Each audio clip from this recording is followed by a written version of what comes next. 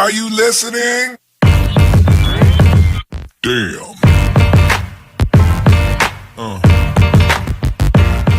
Yeah.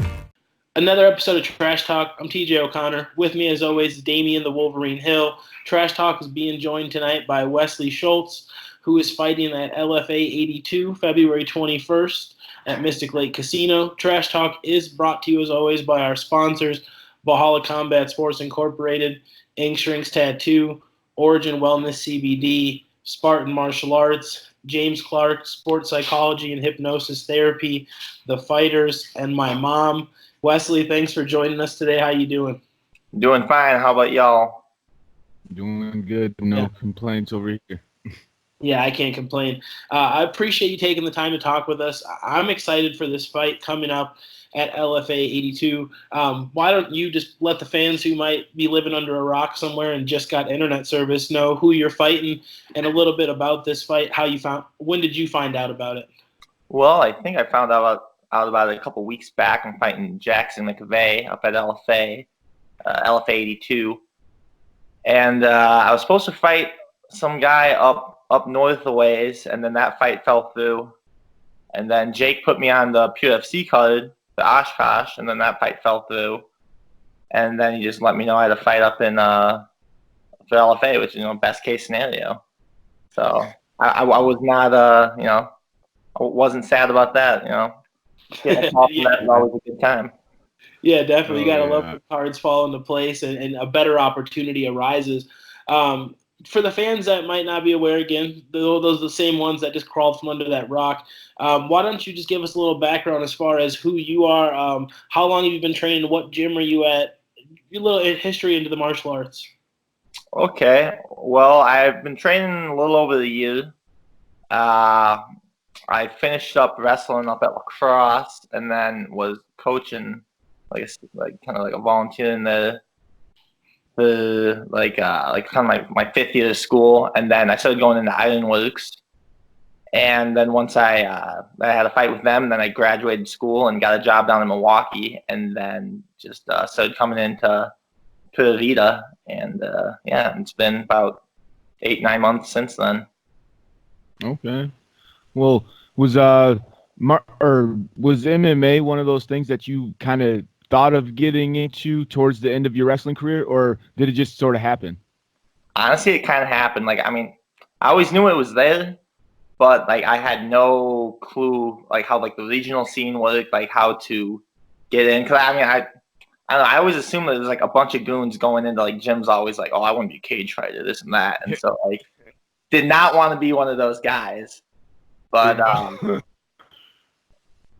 don't know, I just knew some dudes through wrestling at lacrosse. I feel like a few lacrosse alumni go to Ironworks, so it was pretty easy, just that connection. Then I wanted to keep doing it once I got a job down in Milwaukee. So yeah. Well, you speak about those big goons that try to come into the gym and say, "Yeah, I'm a fighter," and they want to challenge the biggest guy in the room sometimes. After you started training, have you seen any of that happen? And then you realize, yes, thank God I was not that guy. I feel like it's more just people that they'll have it as their profile picture and stuff, and never really fight or anything. I don't know. Which I've only had 3 fights, so maybe I could still be that guy. I don't know, but I don't think I am, and I hope not to be. No. Yeah.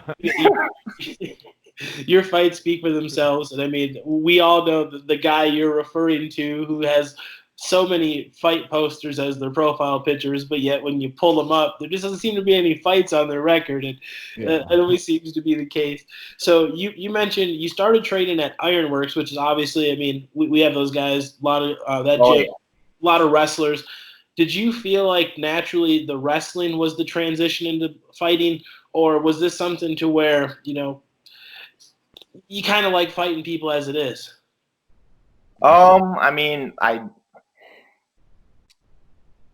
I'd say wrestling was just big into it, just because it's just that will to compete that just, you know what I mean? I don't know, coaching at 22, and then just going on my life doing that. I'm too young to be coaching right now. You know what I mean? I still need to be competing. Like I need more scars, more stories before I settle down and start passing that on. Yeah. Well, I've seen in your previous fights that you're, really eminent wrestler. Now that you're over at Pura Vida, it's not like Ironworks didn't have jiu-jitsu, but I believe Pura Vida, Jay Clip he has his black belt for a reason, but their jiu-jitsu over there has been, growing. Is that something that you feel you've added to your game going into this fight, especially as a wrestler, and just those thoughts of people? Especially now that we've been in the game for as long as we have it, like the game's been evolving, but from the outside perspective, the casual fans, the wrestler versus jiu-jitsu matchup, that's always been in people's heads. But is that something that you feel you needed to start blending together? And one of the things that, besides moving to closer to Pura Vida, also led you to going there? Honestly, my main choice in Pura Vida was probably just I knew Alton through a old high school coach, Jerome Jansen, and he's like, "Well, if you're in Milwaukee, come here." And so I was like, "Okay, I guess I'll start coming there." And now we're actually roommates now. So, funny how it works out, you know what I mean? Yes. So it all works out. And just getting into the fight a little bit here. This is, I think, it's a really good fight on paper. It's a stylistic matchup. Like Damian mentioned, your wrestling speaks for itself. When you watch the videotape, you see the high level there, and then obviously Jackson is a guy who's known for his jiu-jitsu. He was tearing up the mats long before getting MMA. He had his one MMA fight, and he won the 2019 Submission of the Year with it. So obviously he's very acclaimed on the ground. Is this a fight that you expect, or are you training and anticipating it to actually turn into more of a stand-up fight with both of you guys being so decorated on the ground, or do you think it's just going to be two bulls going at it and seeing who comes on top? I think we're just kind of two big dudes and go kind of clash heads in the middle, and if it goes to the ground, I'm comfy there. But whenever you see two grapplers, everyone always expects a cool grappling display, and it always just turns into just a stand and bang fest. Which I guess I'm ready for anything, really. Yeah, that's one of the things that I love. Oh, sorry, what was that? Well, I was gonna say watch the subs, obviously. Yeah. Yeah, well, that's one of the things that I love about MMA is that you never know exactly what you're going to get, and you can play it over and over again in your head. This is what this guy does, this is what that guy does, but there's always some surprises that go down inside that cage, and I think no matter what, this is going to be one of the going to be a good fight between both of. I can't wait to see what both of you guys have to show. If this is going to turn into a stand-up match or a grappling match, man, I'm excited for either way. However this fight plays out. Yeah, and one of the things that I see here, because we're talking about the fight, and Damian touched on this earlier, and you mentioned a couple names already with Alton. There's so many guys at Pura Vida that are your size, and then the level of grappling. I would imagine that's been a focal point of the camp is, having guys just throwing everything at you. But has there been anything different as far as this fight camp going against a guy who obviously wants to fight in one particular location, or have you just been more focusing on yourself and improving your own game?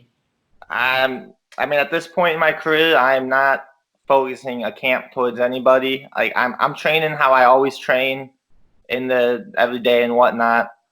And it's always just trying to become a better martial artist. It's not really about trying to tweak things toward the specific opponent and whatnot. Maybe sometime in the future, but for now, it's just getting better in all aspects.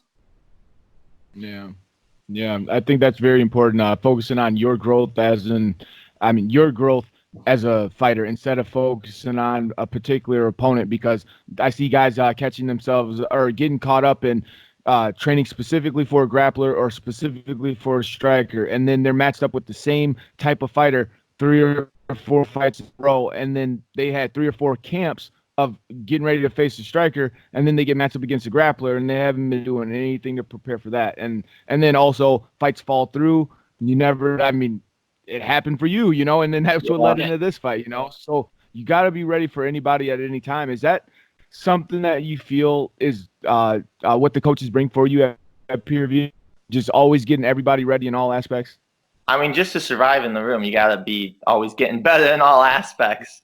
Yeah. I mean, even being a wrestler, if I'm getting pieced up on my feet by someone, like if I take someone down, like still dangerous on the ground, you know what I mean? Like it's just good in all aspects, and you really got to be well-rounded and always be getting better, or else you get passed up. It's easy to get passed up in that room. So. Yeah, and that's one of the things that I'm looking forward to, because throughout your fights, the tape that I was able to find, you see the significant jumps each time, and I believe now this is going to be the biggest gap in between fights that you've had. So, I mean, I'm expecting to see the level jump here in this fight. Before we wrap this up tonight, is there any specific teammates, any sponsors, anybody outside of the gym that you do want to give a shout out to? Who's been there for you this camp and other camps leading up to it? I mean, just all my coaches and everyone that's that, even like the people that don't have fights but they still come in on Saturdays for sparring. They still come into classes. Just too many people to name really, but like the people that don't have stuff coming up, they're still coming in to get work with me. Yeah. Like that's like what being a teammate's about right there. Yeah. It's not like it's not like a baseball or basketball team where everyone has the competition like during this season and everything. It's like for like a fight team, it's really about who's going to come in, like even when like they just had a fight or something like that, and just work the guys with stuff coming up, and I appreciate it. Oh yeah, dude. Yeah. No, that's great. You have a great support team behind you, literally and emotionally. Because I mean, like you said, just being in that room, the energy, I can only imagine.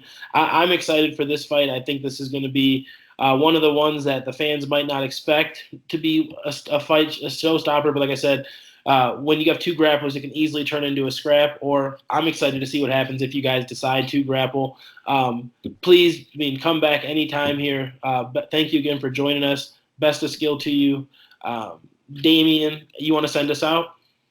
Yeah, people watching, like this video, hit that subscribe button, subscribe to Trash Talk with Damian and TJ. Do not be a hoe. TJ, I hate you, and good luck, Wesley. Thanks for having me, guys. Yep.